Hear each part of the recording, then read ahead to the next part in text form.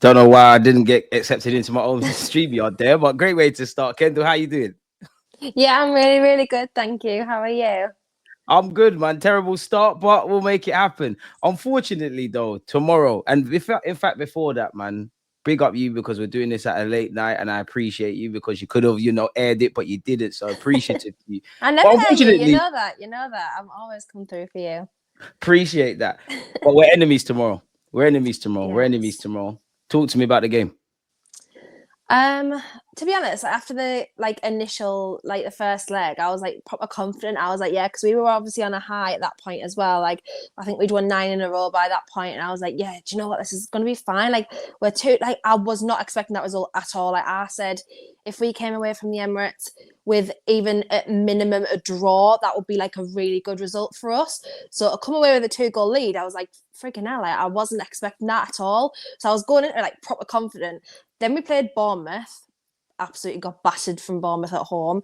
Then we played, obviously we beat Southampton, fine. Everyone beats Southampton at this point, except Ipswich, no offence.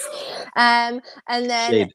yeah, and then we played Fulham and we got beat off Fulham at home. So now I'm like, now I'm like verging on. I'm a little bit nervous now. I'm saying a little bit. I genuinely haven't eaten today because I'm so nervous. Why are you nervous Um, though? Like you got a 2-goal lead. We're coming to your place. St. James's Park is a nasty place for rival fans to go. Again, 2-0 lead. And we kind of have to attack you lot, surely. I know, and that's what that's what I'm worried about. Just honestly, any Newcastle fan, if any Newcastle fan is listening to this, you will know. You to be honest, you'll probably know yourself as an Arsenal fan, like just like what history's meant. So like we are just so good at like getting to a really high point and then just dropping off. Yeah, So like yeah. honestly, it's like that PTSD. Like I just think we're just not going to do it. Just typically Newcastle United, we're just going to go out in the worst way ever. And that's just how I No, you're feel. 90 minutes away from a final though. Surely you don't I feel like know. this. It's just that negativity. Like it's just always like seeps in. Obviously, as I said, you'll probably feel it the same in some sort of aspect of being an Arsenal fan. You'll think like something is so typically Arsenal that it's always going to happen. And just Oh, same I as know. us, like it's yeah, it's just like so typically us to like come away with a 2-goal lead that we weren't expecting, and then somehow just drop off at home. I just don't know, but I don't want to think negatively because that I was like that before the final last time, and I was just like thinking so negative, and I was like, look, if I think negative, like if the good thing happens, then I won't be as like like I won't be as disappointed if the bad Yeah. thing happens, and No I'll be over the expectations, moon no if the good things disappointments. happens. Yeah, so but I don't want to think like that this time because I do genuinely think like this squad is in a much better position than it was in the last final we were in. We have that like added quality now. We have like people like Tonali who can actually make something special. So it's like I do think that we have that extra added edge now, but yeah, it's not going to be easy. It's our obviously our biggest game of the season so far, probably similar for you guys too. You said it there, yeah. You kind of sound like well, obviously there's an element of nerves. How much of the fact that we won 5-1 against City plays a part in those nerves? Yeah, obviously, especially when we lost. So it's like, yeah, that definitely doesn't help. But then on the other hand, like obviously I've seen people say, well, you don't need to worry because obviously City aren't the City that they were before and things like that. But yeah, but 5-1's not, it's not a scoreline like a lot of teams have even beaten Southampton with that, and they're like rock bottom of the table. I think they're still 7 points behind like 19th position. So like not a lot of teams have beaten Southampton 5-1. Do you know what I mean? So it was like a very comfortable win, a very comprehensive win. So yeah, it does very much make me panic. Like we always go on a bad run in February, so it's like don't do it now. Just just don't. It's one time in your life, please just don't do it. Is there any injuries where Newcastle's concerned? Um, Nothing major at the moment except possibly Joelinton, which I know a lot of Arsenal fans will be happy about at that. Yeah. Can't So say I'd want him to play. he played at the weekend. He didn't play the full game, but then he was pictured in a knee brace the next day. Oh gosh. Um, do you Big mind? up the cat as well, man. He was pictured in a knee brace the next day, which is obviously very concerning. And apparently he's got it's a minor tear.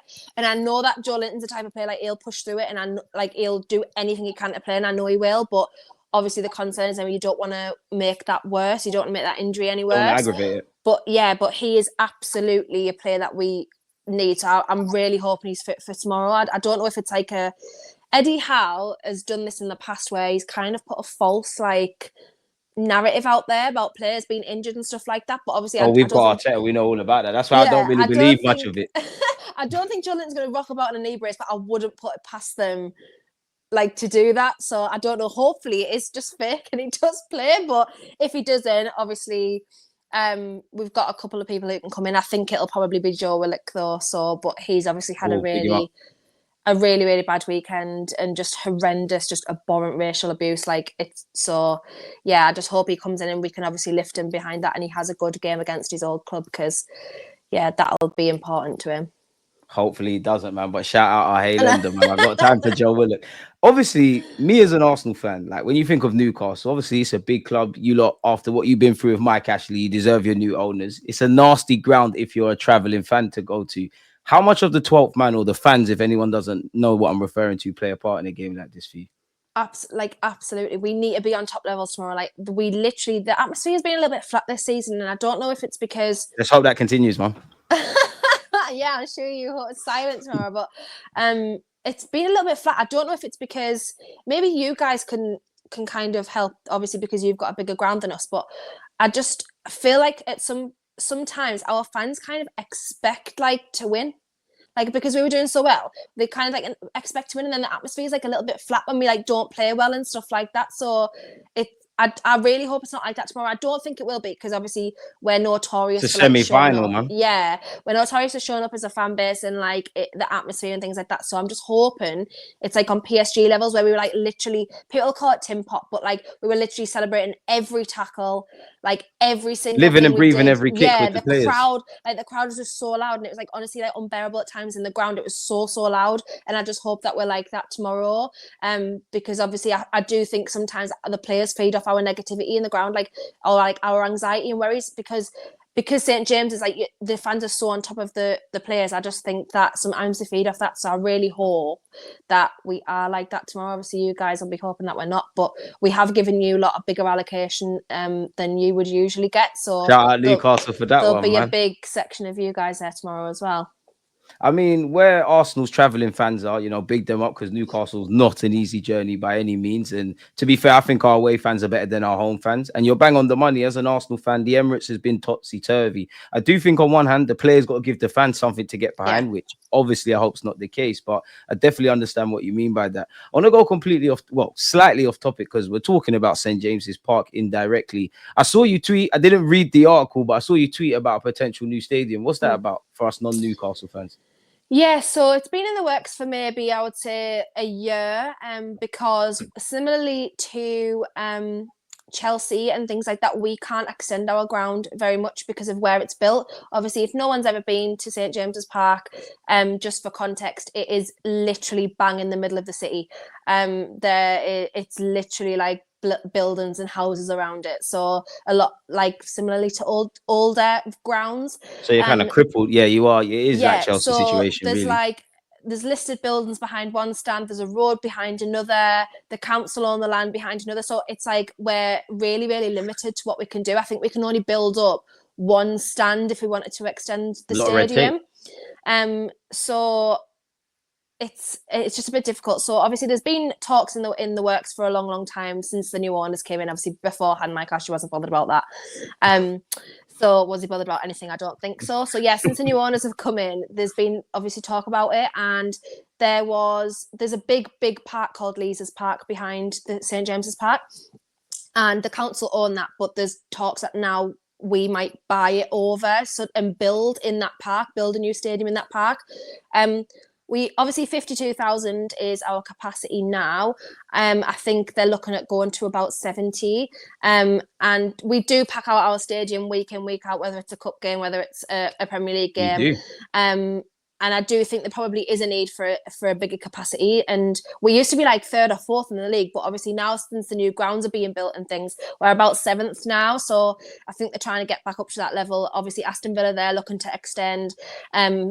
Liverpool, they've just built I don't know if it's the Cop End up, but they've just built one of their stands up. So yeah, I think we're trying to just get back on to that level and try and fill it out again, but we'll see. I don't know how I feel about it because St James's Park is it's so iconic. And yes, people are like, oh, there's lots of negativity held in. I do agree there is a lot of negativity. It's almost like a cursed ground at this stage. Sure, wow. We haven't won anything since like the 60s, so obviously, yeah. But it's just like, it's the blueprint of the city. Whenever, whichever bridge you come over to in Newcastle, you see that's the first thing you see, St James's Park. And I don't want to go into a West Ham ground, for example, because West Ham's ground now is terrible. It's awful. The atmosphere is horrible. You're millions of miles away from the pitch. Obviously, it's not going to be the same as that, because it's not going to be athletics track, obviously. But I just don't want it to go into, that corporate, like, soulless vibe, because that's the opposite of Newcastle. I think that's where football's going now, man, honestly. Yeah, I think it goes for all clubs. And I do think at the same time, if it can take us to that next level, everyone knows how much we struggle with FFP and PSL at the moment. Despite the owners wanting to invest, we've got the richest owners in the league. Obviously, we're not the richest club on paper, but... So yeah, I do think if it can take us to that next level, and we're partnered already with like a massive entertainment company. So I do think and people have seen with the boxing and things like that, what they can actually do in Saudi Arabia in terms of like the logistics of it all and how good it'll look and the schematics. It's scaring me about Newcastle, man. We might have new problems that I hope you do. But yeah, I just don't know how I feel at the moment. I understand moving, and I'm open to moving if it's going to be in the same sort of similar area, but at the same time it's going to go at corporate dogs, and which football, as you said, already is. So it's kind of just something that we've got to accept at this stage, I think. I mean, as an Arsenal fan, I can tell you all about moving from Highbury to the Emirates. It is something that, I mean, I can't say for me the Emirates doesn't feel like home. We've been there for 20 plus years, and probably just nostalgia where Highbury is concerned, but I don't think the Emirates is home. I think it's filled with more pain than good moments, and it would be nice to win a major honor, respectfully, like a champs or a prem. And then I think I'm probably sounding like a spoiled Arsenal fan, but then I think it would feel like that, innit? I want to ask you about like your owners. How do you feel with them so far and the whole project and where it's going and all that stuff? Since you mentioned the owners. Yeah, obviously I think I've mentioned it on here before. Like when it first happened, it was almost a case of I didn't think too much about the owners or who they were. I just was glad to get rid of the previous owners. But obviously now I've done a lot of research, and I've kind of been embedded in it. The fans are always blamed, and we're called sports washed and things like that.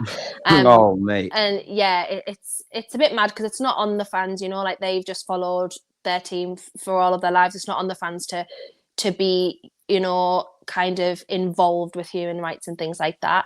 Obviously, I have my qualms about that sort of issues, but just based on the sports version of it, I know that they're ambitious, and I can see that they've already started work on the training ground. Obviously, they're looking at building a new stadium now.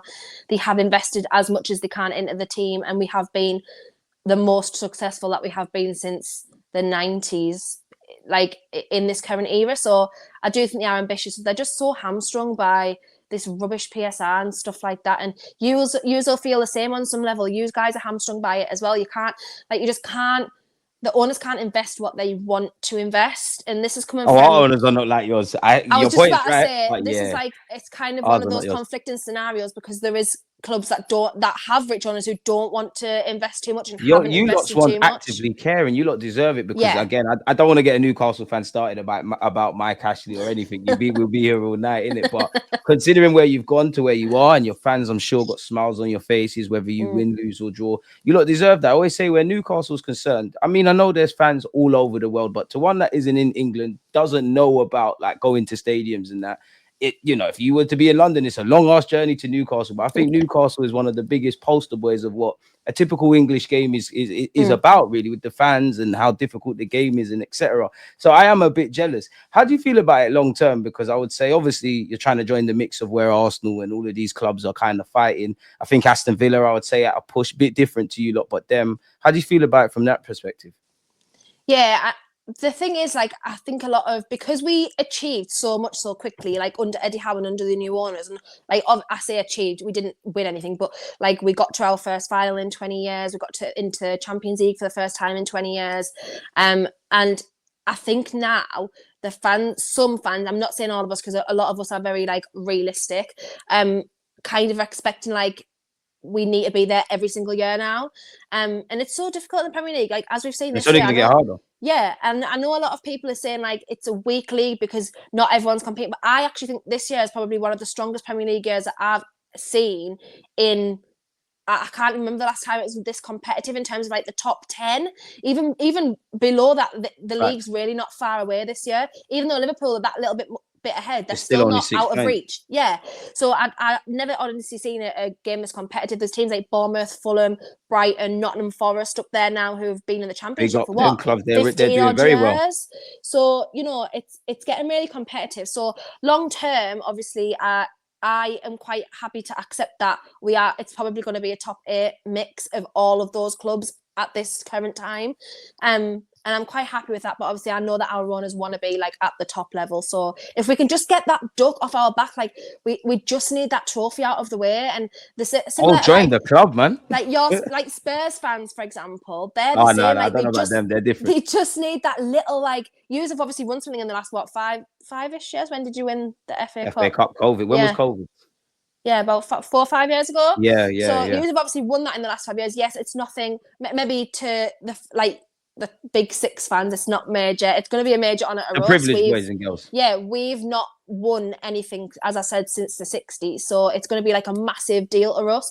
So if we get that out of the way, I do feel like we can just maybe move on and just kind of focus on, you know, just improving the club a little bit. But at the moment, it's like we're just striving for that little thing, and it's just like a lot of pressure. But I just don't feel like it has to be, because we've just literally started mixing in with, you know, the big boys, as they say. We've just started doing well. So yeah, I'm pretty happy to just be relaxed about it at the moment, as long as we're like not fighting relegation, because I'm used to that. That's like a familiar story to me. Yeah, as long as we're not doing that, and as long as we're in the mix at the top, then I'm relatively happy at the moment. So what are you hoping for beyond obviously us, you know, playing in the League Cup and stuff? From a league position, what are you hoping for? I'll obviously hope getting Champions League this year. I don't know if we will. I do think that I think top 5 will probably get. I think we'll get an extra Champions League space this year. I do think that. I do hope that, because I'm worried about getting top 4. I think Man City can pull a run again together at any point. Don't care what anyone says. They can be off their game completely. It's Manchester City. Exactly. They can pull 10 wins together easily, and like I still can't believe we beat them 5-1. If I'm honest with you, it's just they're just one of those teams. He's played really, really well in that game, and it's just one of those things. So obviously, I do think that'll be hard. Obviously, Nottingham Forest are going to be there. Chelsea, Man City are going to try again. You and Liverpool are obviously kind of a shoe-in at this point. So it's going to be difficult. So I do hope we get that extra thing. I'll be happy with Europa League this year. I genuinely will. Obviously, we only missed out on Europe last year because Man United won the FA Cup, and then so they got the place. So they got the place, despite the fact that we had a really horrendous season. We had 10 players fit at one point, and we still finished in Europe and didn't get there. So this is what I mean. You know, when I'm going back to typical Newcastle United stuff, that is so Newcastle United. First time it's ever happened. It's us. So it's just and that's why I have this negativity all the time. But yeah, if we get Europa League top 6, I think I'm really, really, really, really happy with this year. And we need a good rebuild, and some similar use are the same. So yeah, we need about 5, and I mean like 5 first team, like first 11 signings. I feel you on signings, man. Like especially to the starting 11. You mentioned it, and I kind of want to like close it on this, like move towards this part of the convo, because you've touched on it lightly. Obviously, as a Newcastle fan, like the new owners, you said it. You know, they're doing their thing. Eddie Howe's obviously a good manager. You got a great bunch of players. Yeah, you're not an accountant, but it's like you've started it. You're doing well. You're all behind the project, and then you hear about this PR stuff, PSR stuff, or whatever it is. Again, you're not an accountant, but like, is it frustrating that it quote unquote cripples you? And do you ever feel there'll be a stage where, you know, the Tonalis, the Gomares, the Gordons, the Isaks, potentially in the summer, depending on Europe as well, have to be sold, or one might have to be sacrificed? Right, before we start, don't on about sacrificing Isak, you lot, right? Because I didn't say anything. I didn't say anything, guys. Right, leave him alone. I was actually going to ask you that later. Yeah, but it's the number 4 t-shirt is free. It is so frustrating, because it's just like we want to get there, we want to be ambitious, and we want the best players, but we just can't. It's physically impossible. I do hope that obviously they're bringing in squad cost rules from, I believe it's like the beginning of next season or like the summer. I think they're bringing in the squad cost rules rather than PSR as it is right now. So it's like squad, it's turnover or revenue to wages. So I think we're at about people are going to cook the books, man. 66% right now. based on what we've known. So that actually leaves us quite a lot of headroom. Obviously, it is a little bit lower if you're in Europe as well, because they have their own version of There's so much red tape around of squad stuff, so it's just a little bit annoying. But I don't know the ins and outs fully of what it is. I would have to look into that more, because I only literally found this out the other day. So and I found out about it just now. Yeah, hopefully it'll be a little bit different, because it won't be like the traditional PSR as we've seen right now. Yes, it's still based on revenue and kind of what you spend, but it's not like physically transfer based. Obviously, it's based on wages. Our wage structure is quite low for where I think we want to be. Like one of our highest earners was Lloyd-Kelly, who's just left. So do you know what I mean? Like, it's just one of those things. Obviously, hopefully we give Isak a new contract soon. Hopefully not. Isak, the 14 check free, my guy. You'll be honestly, I'm like expecting some like CIA agents to like drop in and stop him signing the contract from Arsenal at this point. But yeah, hopefully we give him a new contract. We've just given Gordon a new contract recently. He's so good. I hate him for doing that Thierry Henry celebration in the first leg, but he's a good player.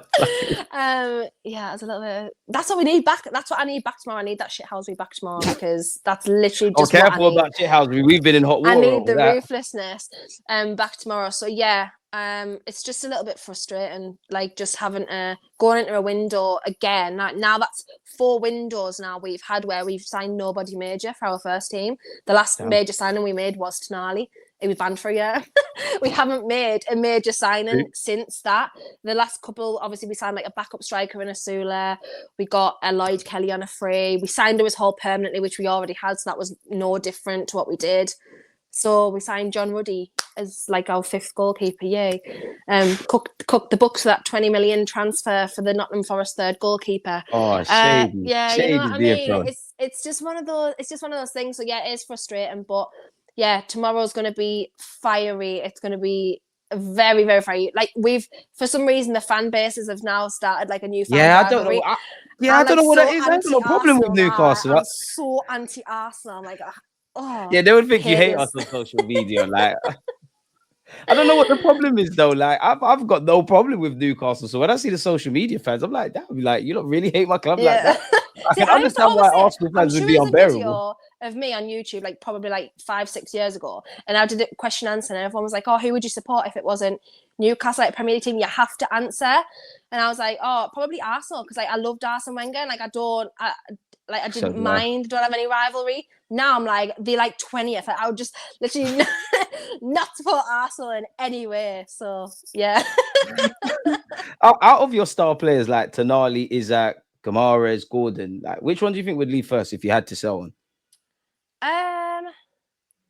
I think I don't know in terms of what they would think, or like which one of them would probably leave first. But for me, I think it probably going to be easier getting like a midfielder. So like probably like say Bruno or Man City or whatever. I feel like not him as a person or him as a player, because I think he's phenomenal and he's just so gets the fan base and he's so passionate. He seems like he loves Newcastle as a really does. But just in terms of positionally, I feel like a midfielder would be easier to replace than a winger with Gordon's output or Isak. Isak's like, you just can't replace that in this. It must be nice having a good striker, man. Yeah, must be so nice. It's good, except when everyone's trying to get him off you. But yeah, it's good. So then, my last question for you then would be like, how long do you think you've got with Isak at the club? Because even in the best case scenario, you know, Newcastle are challenging for the Champions League and they're in the Premier League and they're doing what, you know, your owners are setting out to do.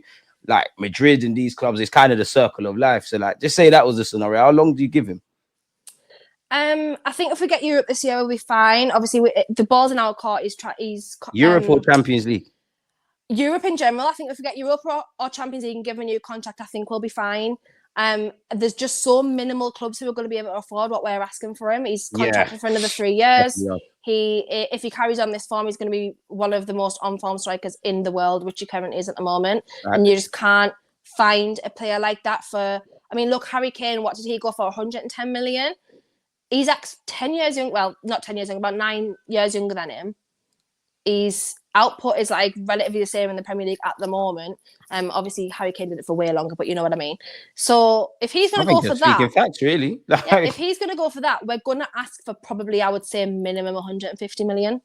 Like Moises Caicedo was like 120 million. Do you know what I mean? So it's like we're going to ask for minimum 150 million. It's gonna be a transfer record, And where the Prem's concerned. The clauses and the kind of structure of the deal will be in our court, so we would probably ask for like 100 million up front. Clubs just physically in the Premier League cannot do that. It's just impossible. They can't. The way that this PSR situation is, they cannot afford to do that. So I just do. And all their other business, it's a fallacy. It's great for paper talk, but in reality, I do think that it's going to have to be like, obviously Real Madrid aren't going to come in from, I doubt, because they've obviously got Mbappe and they've got Vinny Jr. and things like that. They're not going to think, well, we'll just go and rock up and spend 150 million. They're just not going to do that. It's linked to Barcelona, but they're not going to get and him. Barcelona aren't going to be able to afford. I know they always find a way, don't get me wrong, for somehow, they definitely cook up them they books. find a way. They sell blades of grass to find a way. But like, I just don't think they're going to be able to do it. So this is why in my opinion, it might be copium, but I feel like the ball is in our court. So I'm easy about it at the moment. So yeah, we'll see what happens. I'm sure. Look, the way it's going at the moment, I'm expecting to have to lose one of them at least, because we just can't. Hopefully, it's Isak. Hopefully not. We can't afford to go on the way it is buying and selling players. But in our off cuts, they're not good enough to get 70 million or 90 million like John Duran. 20 million for Lloyd Kelly's great. That's probably better business than we've done in terms of outgoings. That's a very good deal. Very good deal. Thank you, Paul Mitchell. Where do you want your statue for that? We literally got him on a free. So yeah, that's a good deal. But yeah, we've got to start doing that more if we want to compete, I guess, in these current rules. I actually just want to ask you one more question in relation to Isak before I let you get out of here. Do you remember actually when you lot signed Isak, like the sum or whatever you signed him? Yeah. Do you remember how you felt about Isak? What was that? See, because obviously if anyone's watching this and don't know, Atletico are my second team. So I watched like a lot of La Liga. I don't watch it as much now, but I did watch a lot of La Liga before, and I was like quite well versed on it. And he had a really, really good partnership with, funnily enough, one of Atletico's current striker in Soloff. So he had a really, really good partnership with Sociedad. And I was like, I really like this player. At the time, though, he wasn't very good aerially. He was just still really young. So I was like, I don't know what's going to happen. But I wasn't quite as negative as everybody else, because I had watched him quite significantly. But everyone was saying, oh, is that really what 65 million gets you? Is that really what this, that, and the other? Like, he's not going to make it in the Premier League. He's too weak. He's too skinny. He's too, just things like that. And the third.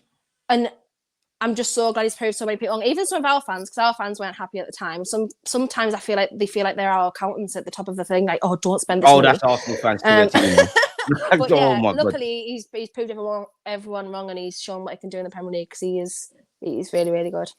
No, I only asked you that, because obviously I would love Arsenal to sign Isak. I would love and all of that stuff. He's the finished article. He's Premier League proven. He's all of that, But then you have the other side of the striker debate, and I always say on my channel, when you look at Isak, I'm sure, and I say this, I'm sure, not because Newcastle fans don't know what they're talking about. I'm just sure they saw a player, like what you said, signed for 60 odd million, not necessarily evident quality to the casual football fan, but Newcastle took an educated risk. So if we're not prepared to be in those situations, like you said, rightly or wrongly, if Isak was 150 million and Newcastle are selling, if you're not going to put the money down, then you need to kind of find the Isak before he becomes the Isak that we all know. And I've definitely seen score against my club. I just wanted to prove a point there, man. And so thank you. It's a great way to wrap it up. Calculated risk. Perfect phrase. This is it. Like, this is a calculated risk, because people want to have it both ways. And even that, no matter how much you do your due diligence about a signing, is still a risk. And I think Arsenal fans, they fall into the trap of the PR, if I'm honest with you. Like, we've got to have the perfect player and this, that, and the third. Yeah. But that's me going off on a tangent, Kendall, man.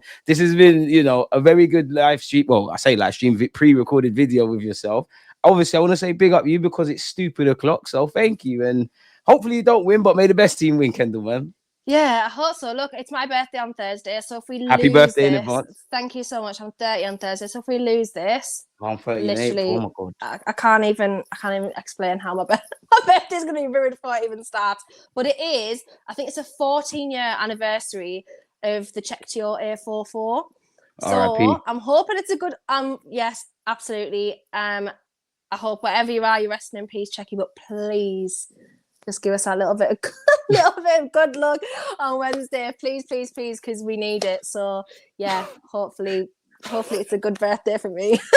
This just makes me scared. I've got a tiny bit more optimism after beating City, but we're going into the Lions Den. You're 90 minutes away from, a final. You kept making a point about how long it's been without you lot winning a trophy. Once again, as professional footballers, forget Newcastle for a second. Those players are 90 minutes away from being in the final. And I'm sure some of them might have even been there. I'm sure you lot got to a final a few years ago, if I can remember correctly. Yeah, 2 years ago, Carabao Cup final. So the wounds are fresh. So I'm nervous. And we, unlike you lot, we don't have a striker. Like we don't have, but we got injuries.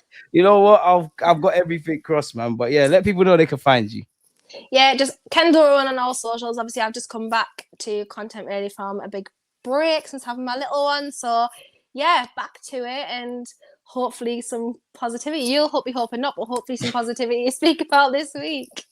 Well, out of all the content creators, if we have to lose to someone's team, I'd rather it be you, man. You're a good sport, man. But yeah, let me let you enjoy whatever you're doing with your night. People, don't forget to like, comment, subscribe, and follow Kendall. And we're out. Peace.